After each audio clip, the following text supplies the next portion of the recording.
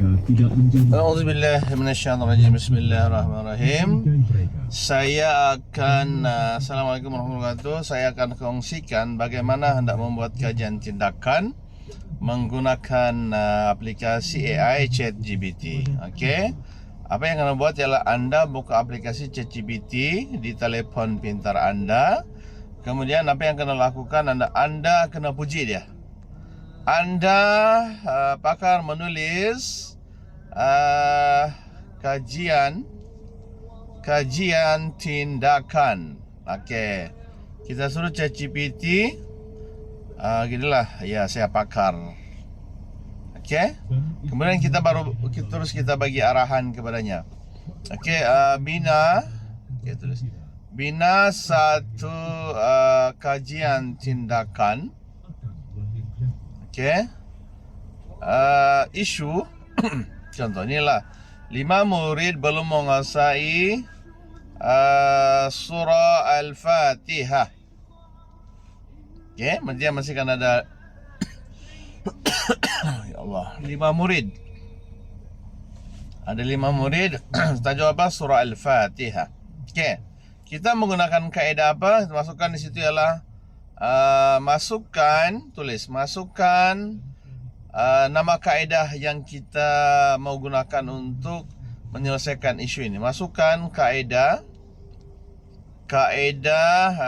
biasanya kita lah itu bayan. Jadi baca ulang-ulang ataupun dalam kurungan baca BUU ya, BUU baca ulang-ulang. Masukkan kaedah menyelesaikan isu adalah menggunakan kaedah baca ulang-ulang. Tempo apa kita kena buat? Tempo kajian selama 14 hari. Bermula 1 hingga 14 September 2024. Okey. Kita boleh masukkan juga di sini contoh. Saya 5 murid kelas apa? Kelas 3, kelas tahun 3 apa? 3 Alpha. Belum menguasai je. Kita baca selama 14 hari. Okey. Terus kita tekan enter. Dia akan buat satu kajian tindakan. Berikulah kajian tindakan. Okey. Meningkatkan penguasaan surah Al-Fatihah dalam kalangan murid. Dia akan buatlah. Dia akan bagi tajuk di sini, latar belakang, okey, yang masih belum membaca tajuk dan sebagainya. Jadi fokus kajian di situ. Okey. Kemudian bagi objektif kajian dia ada 1 2 3 dan persoalan kajian ada di sini, kumpulan sasaran tahun 3. Kaedah kajian menggunakan kaedah PDCA 7 kaedah. Plan, do. Plan biasanya adalah kita mengenal pasti kesalahan. Do adalah pelaksanaan. Check adalah semakan kemajuan murid. Dan tindakan susulan. Jadi tempoh kajian adalah selama 14 hari 1 hingga 14 September 2024 lah kajian. Observation, penulisan rakaman audio. Okey, analisis data berdasarkan kepada kualitatif lah, jangkaan refleksi keberhasilan diperbaiki ni. Okey, kalau kita mau tambah lagi okey, kita mau tahu dia punya tajuk. Okey, tulis, berikan 5 tajuk yang sesuai. Tulislah menggunakan ChatGPT ya.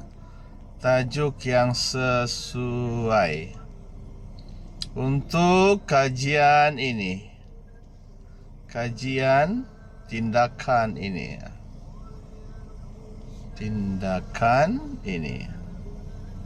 Okey. Dia akan bagi tu 5 tajuk. Pandai-pandai lah kita. Dia sebenarnya sudah ada tajuk tadi. Okey. Dia akan bagi begitulah tajuk. Ini pandai-pandai lah kita pilih. Okey. Kemudian kita mau tahu dia punya abstrak. Okey, tuliskan tuliskan abstrak kajian ini. Oke, tulis ya. Dia akan bagi abstrak lah. Kajian ini bertujuan untuk meningkatkan penguasaan kan 5 murid 3 alfa yang belum menguasai. Oke, dia akan bagi tahu ini berdisi lisan dan sebagainya. Kita tahulah, inilah dia punya kunci surah Al-Fatihah. Oke, abstrak. Kita mau tahu tambahan lagi tentang pengenalan. Oke, tulis pengenalan. Kajian pengenalan, tulis pengenalan kajian ini. Tuliskan pengenalan kajian ini. Jadi kita mau tahu dia punya kajian kan? Oke, tuliskan pengenalan kajian ini. Dia akan beritahu surah Al-Fatihah merupakan surah Al-Fatihah yang pertama. Dia pengenalan lah. Oke, kita menggunakan ChatGPT kan? Oke, ini sudah ada. Oke, kita mau tahu lagi tentang tuliskan latar belakang kajian ini. Tuliskan latar belakang kajian ini. Oke, kita tulis saja. Oke, kita mau masukkan apa lagi? Masukkan kehendak KPM JPNS Jabatan Pendidikan Negeri Sabah. Apa kehendak dia? Oke, dia akan buat latar belakang. Oke. Jabatan Pendidikan Negeri Sabah. Kita juga boleh masukkan juga tentang DSKP. Macam begini kan, kita boleh tambah lah. Kita boleh tambah juga di sini. Kita boleh tambah di sini. Kita lupa DSKP, tekan di sini edit kehendak DSKP. Tekanlah. Nanti dia akan buat yang seterusnya. Kami memberikan peranan. Inilah dia punya kegunaan menggunakan ChatGPT. Oke. Oke. Saya sudah tentang tajuk, tentang abstrak, tentang objektif belum ada kan? Dia sudah bagi objektif tadi. Oke, ini dia bagi juga tentang kehendak DSKP. Oke, ini latar belakang. Oke. Berikan biasanya pelaksanaan. Oke, pelaksanaan. Tuliskan pelaksanaan kajian ini. Kajian inilah. Tuliskan pelaksanaan lah. Oke. Nah, dia akan bagikan perlu do and check. Ini pelaksanaan kita lah. Oke. Kita tengok, kita ikut je dalam sini. Ini pelaksanaan yang telah kita buat dan memang betul pun macam yang kita akan buat. Jadi dia akan bagi kita panduan lah. X adalah kajian menilai semula kita punya. Oke. Kemudian bina jadwal, kita suruh dia bina jadwal kajian. Jadwal kajian. Jadwal kajian. Kita masih ada bina jadwal kajian kan. Oke, tinggal apa belum saya, dia akan bagilah. Lah, inilah dia punya jadwal yang telah dibuat oleh AI ChatGPT. Oke. Kita tunggu jadi dia buat.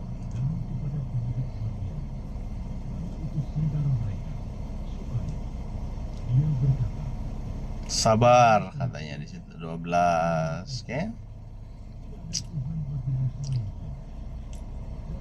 Oke, dia sudah siap lah. Oke, macam ni dia sudah siap buat jadwal menggunakan AI ChatGPT. Bina jadwal kajian, berikutlah cadangkanlah. Oke, hari yang pertama penilaian, objektif, catatan. Ada catatan lah. Oke. Kemudian kita hasil. Oke. Tuliskan hasil kajian ini. Oke, kita minta dia tulis hasil kajian ini dalam masa 14 hari. Oke, tahun 3 dia ada sebablah. Oke, peningkatan sebutan huruf qaf. Dia begitu membuktikan bahwa konsisten. Baca ulang-ulangkan. Oke, hasil dia punya bacaan kelancaran. Faktor utama yang menyumbang kepada pelancaran penguasaan tajwid. Oke, pada yang ke-10 75%. Oke, dia buat dalam ayat, kita boleh buat dalam bentuk jadual. Oke, kita suruh dia buat dalam bentuk jadual lepas ni. Oke, sebutan 100%. Inilah mudah. Hasil kesimpulan kajian ialah begini, dia punya hasil lah. Oke. Kemudian apa yang kita buat lagi ialah tentang dia hasil sudah ada tentang refleksi. Oke, tuliskan refleksi. Oke, ataupun 4 refleksi. Kajian, kajian. Kita minta dia punya refleksi lah. Oke, peningkatan kebersamaan pencap menggunakan BUU, kepentingan pemantauan dan bimbingan, perubahan sikap murid, dan kesesuaian kaedah dalam pendidikan Islam. Oke. Kemudian seterusnya kita minta dia punya cadangan. Tuliskan cadangan. Cadangan kajian seterusnya. Tuliskan kita minta 5 lah. Okey. Tuliskan 5 cadangan. Okey. Kajian seterusnya adalah penganjuran. Okey. Dianjurkan melaksanakan kajian lanjutan yang menumpukan keberbacaan surah lain, penilaian jangka masa panjang, penilaian yang mengkaji sama ada murid dan mengkaji bacaan, penglibatan ibu bapa. Kajian ini boleh melibatkan program atau bengkel untuk ibu bapa. Yang keempat, kajian dengan kaedah, ya, seperti pembelajaran berbasis teknologi, contohnya aplikasi Al-Quran. Yang kelima, penyediaan model-model. Okey, kita juga minta cadangkan rujukan, berikan 10